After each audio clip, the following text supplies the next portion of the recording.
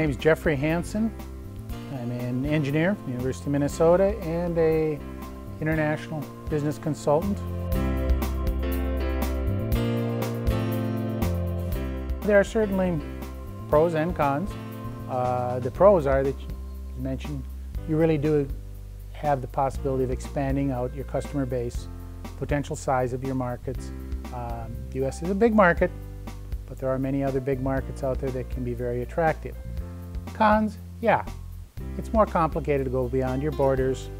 It's a little more uncomfortable at times, can be exciting, but there are more variables involved in it.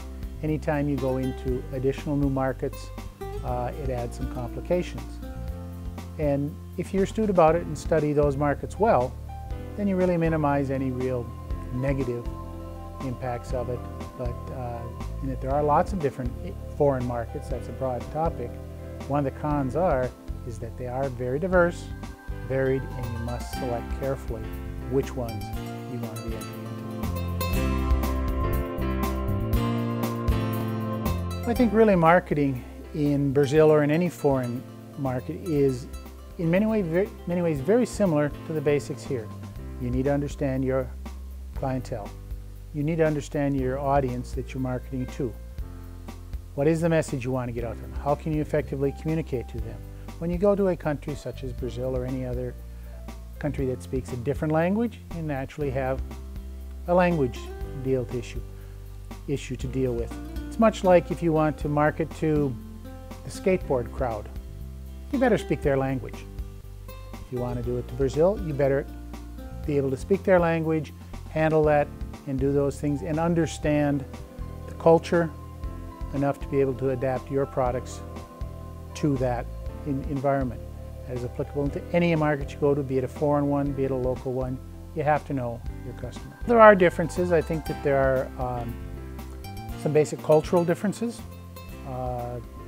Taking Brazil as the prime example on that, that is a culture that is very all-embracing, open-armed, very friendly, very easy to get along in, and dictates certain ways of doing business with that is very different from, not all of U.S. culture, but maybe very different from Minnesota culture.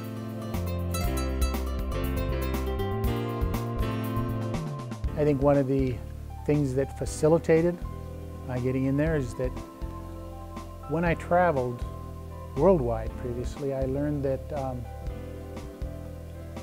many places you can be stereotyped as the ugly American who knows all, etc.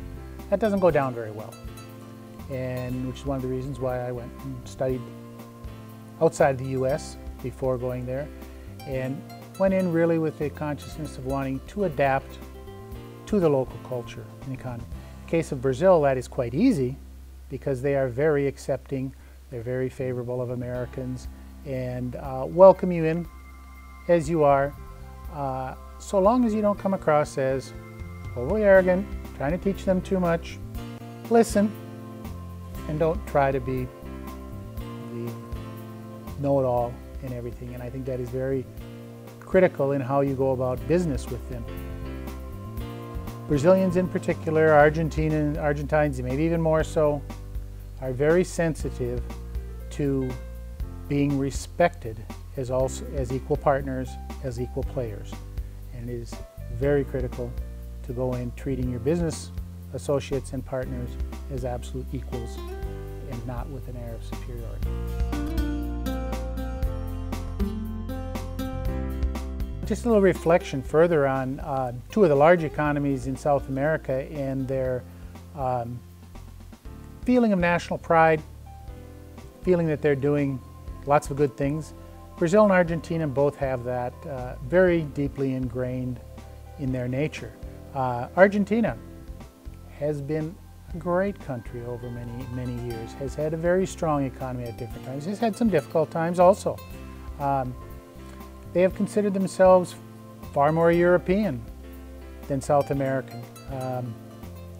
They do not consider themselves Latin Americans, they consider themselves Argentines, and they have a very long and strong history to back it up in a part of the world where they really haven't had to have a lot of interaction, no major conflicts with other countries.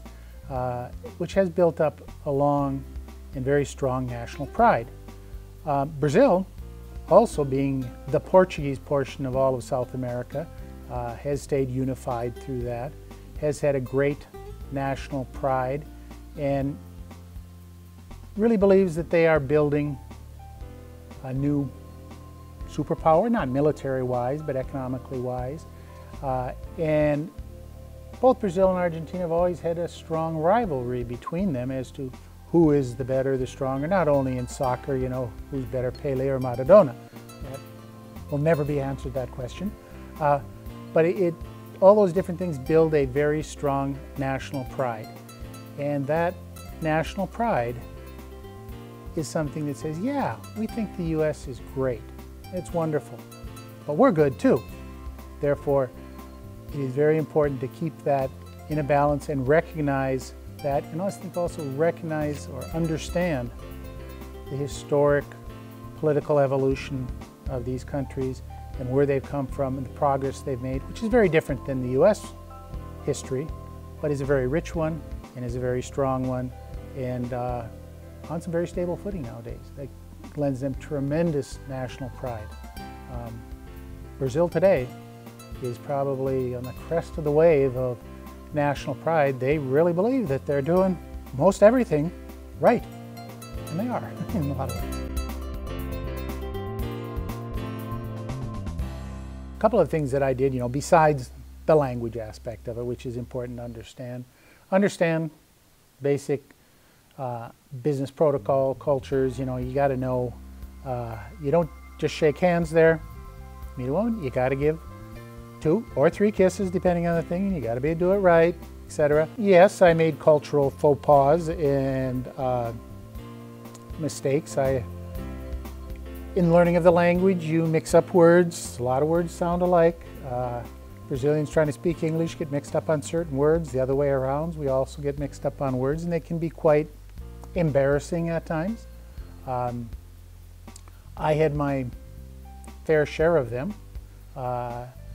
Also had difficulty at times understanding some things. One of the basic things on that, a very personal thing for me, is that my name is Jeffrey Hansen.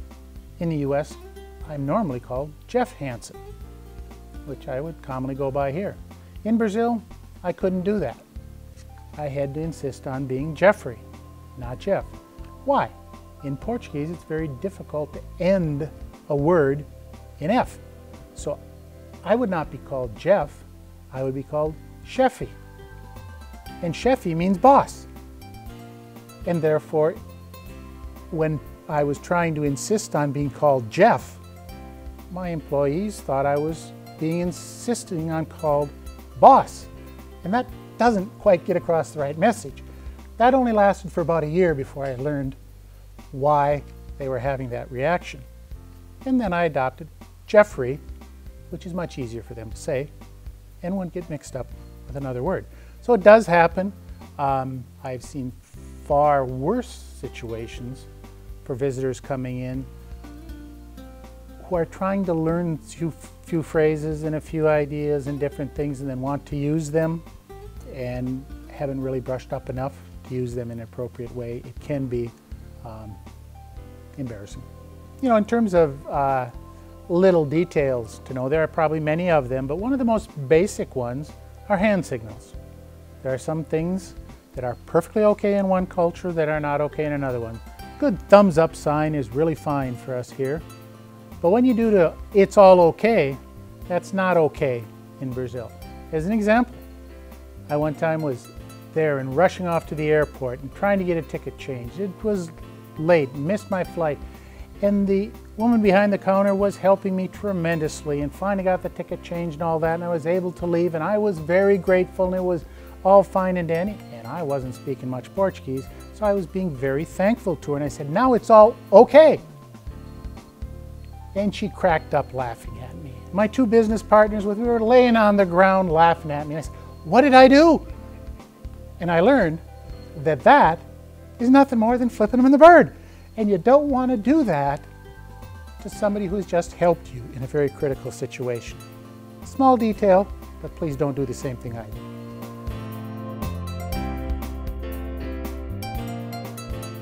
Uncertainties in Brazil have gone hand in hand for many a year.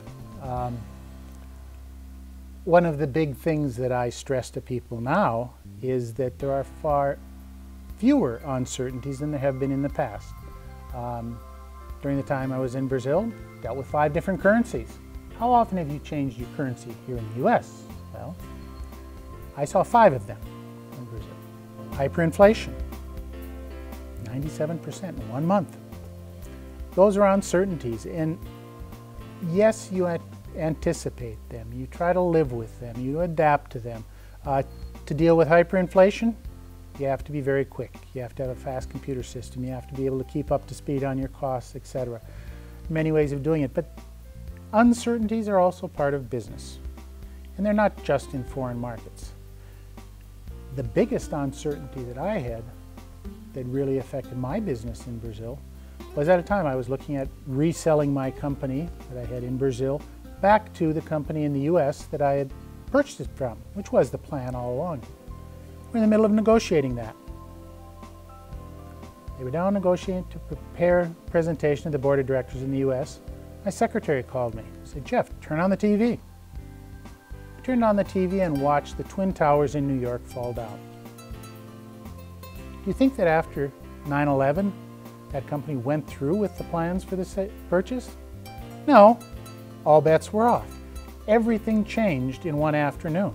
That's a huge uncertainty. It had nothing to do with the foreign market, but it dramatically affected that foreign market. For me, where I was dependent on imports, the business just stopped, period end. So uncertainties can come from all sides. You want to be attentive to them, but don't be afraid. Don't get log jammed over them. You've got to be perceptive, constantly looking and wondering what's going to happen next.